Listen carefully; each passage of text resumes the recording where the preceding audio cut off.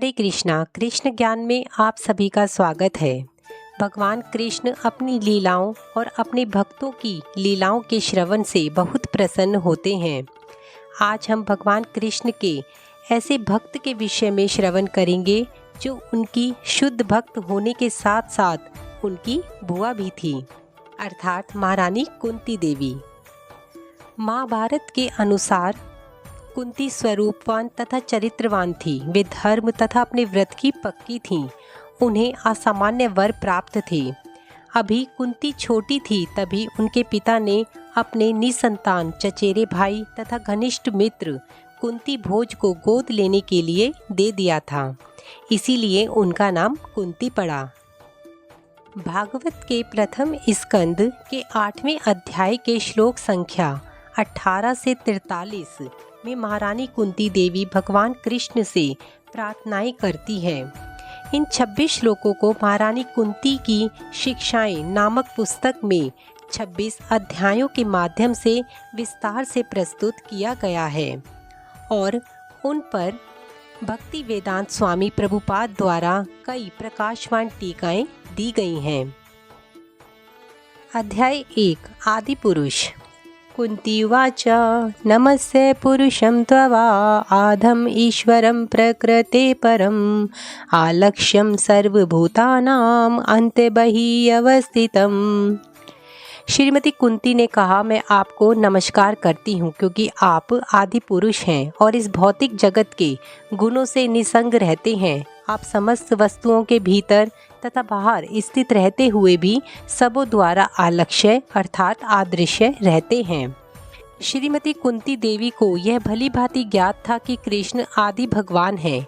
भले ही पद रिश्ते में वे उनके भतीजे लगते थे, ऐसी प्रबुद्ध महिला अपने भतीजे को नमस्कार करने की गलती नहीं कर सकती थी। इसीलिए उन्होंने उन्हें भौतिक जगत से परे आदि पुरुष के रूप में संबोधित किया। यद्यपि सारे जीव भी दिव्य हैं, किंतु वे ना तो आदि जीव हैं ना अच्युत हैं। वे भौतिक प्रकृति के चंगुल में आकर नीचे गिर सकते हैं, किंतु भगवान कभी नहीं गिरते। इसीलिए वेदों में उन्हें समस्त जीवों में प्रधान कहा गया है। तत्पश्चात उन्हें पुनः ईश्वर या नियंता के रूप में संबोधित किया गया है। चाहे जीव हो या सूर्य चंद्र जैसे देवता हों, कुछ हद तक वे भी ईश्वर है, लेकिन इनमें से कोई भी परमेश्वर नहीं है। कृष्ण परमेश्वर या परमात्मा है। वे अंतः तथा बाह्य दोनों में विद्यमान रहते हैं। यद्यपि वे श्रीमती कुंती के समक्ष उनके भतीजे के रूप में उपस्थित थे, किंतु वे उनके और अन्य सबों के अंतर में भी विद्यमान थे। भगवान भगवद गीता में 15वें अध्याय के 15वें श्लोक में कहते हैं, मैं हरेक के हृदय में स्थित हूँ और मेरे ही कारण जीव मेरा स्मरण करता है, विस्मरण करता है, मुझसे अवगत होता है आदि आदि। समस्त वेदों के माध्यम से मैं जाने योग्य हूँ, क्योंकि मैं ही समस्त वेदों का रचयिता हूँ और वेदांत का शिक्षक हूँ। महारानी कुंती इसकी पुष्टि कर रही है कि समस्त जीवों के भीतर और बाहर स्थित रहते हुए भी भगवान आलक्ष्य हैं। कहने का भाव यह है कि भगवान सामान्य व्यक्ति के लिए पहेली तुल्य है। महारानी कुंती ने स्वयं अनुभव किया कि भगवान कृष्ण ने उनके समक्ष उपस्थित होते हुए भी उत्तरा के गर्भ में प्रविष्ट होकर अश्वत्थामा के ब्रह्मास्त्र आक्रमण से भूर्ण की रक्षा की। वे स्वयं इस दुविधा में पड़ी हुई थी कि कृष्ण सर्वव्यापी हैं या अंतर्यामी।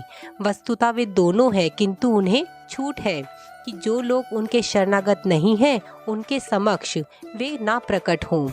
यह अवरोधक पर्दा परमेश्वर की माया शक्ति कहलाता है और उपद्रवी जीव की संकुचित दृष्टि को नियंत्रित करने वाली यही है। इसकी व्याख्या अध्याय 2 में की जाएगी। हरे कृष्णा।